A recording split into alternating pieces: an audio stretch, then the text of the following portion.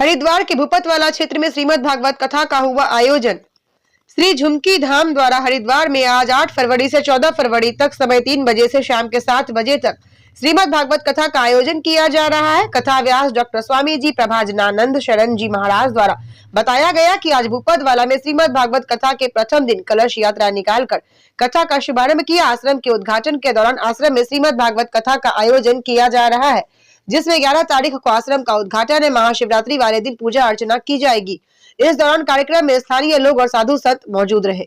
देखिए star news plus के लिए उत्तराखंड के हरिद्वार से राजू सागर की ये रिपोर्ट।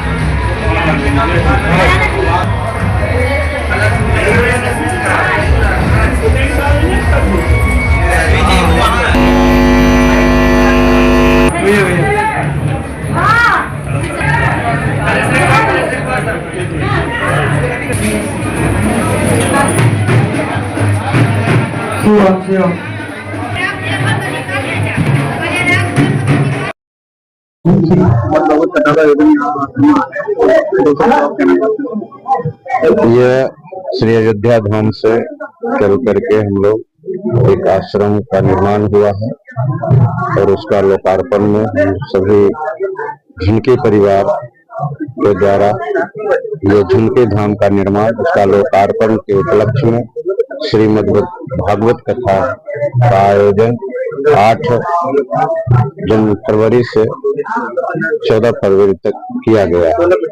इस श्रीमद् भागवत कथा का व्यासपीठ को सुशोभित कर रहे हैं परम श्रद्धेय डॉक्टर श्री स्वामी प्रभाजनानंद शरण जी महाराज। अपने श्रीमुख से भक्तों का अपार भीड़ के साथ श्रीमुख से प्रभु का चरित्र को श्रवण करवाएंगे और संतों का भंडारा प्रत्येक दिन चलेगा।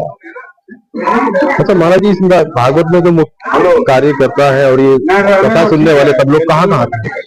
सभी भक्त हैं, उनके परिवार का समस्त भक्त पूरे देश और विदेश में फैले हुए, बिहार, मध्य प्रदेश, गुजरात, राजस्थान, यूपी सब जगह से आए हुए बिल्कुल। हरिद्वार क्षेत्रवासियों को हम लोग ने यहाँ पर बस रहे हैं, आप लोग का सहयोग चाहते हैं और संदेश यही है कि सब लोग सनातन धर्म से जुड़े, आगे इस आश्रम में पधारे और भगवत कथा का श्रवण करें। धन्यवाद। स्वामी श्री भगवत कथा का आयोजन में चल रहा है। सनातन में भागवत की परंपरा ही हरिद्वार से प्रारंभ हुई है।